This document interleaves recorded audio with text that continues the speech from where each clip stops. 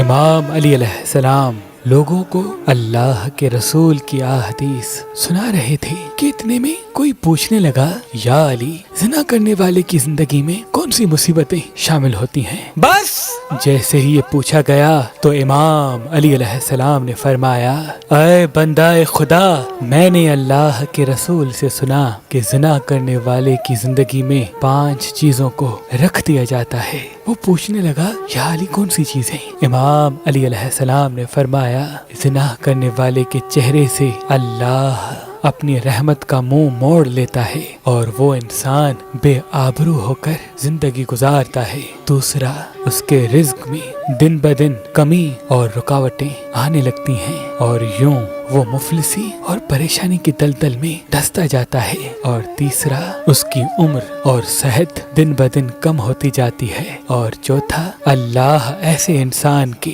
نیک اعمال قبول نہیں کرتا اور اللہ ایسے انسان سے ناراض رہتا ہے۔ اور پانچواں، اللہ اپنے فرشتوں سے وعدہ کرتا ہے کہ اس کے مقدر میں دوزخ کی آگ لکھ دی جائے، اور یوں زنا کرنے والا اپنے ہاتھوں سے ہی اپنی دنیا اور آخرت تباہ کر بیٹھتا ہے۔ اللہ پاک نے اس زمین پہ انسانوں کے لیے ہزاروں نعمتیں عطا کی، ان نعمتوں میں ایک نعمت نیلم پتھر ہے۔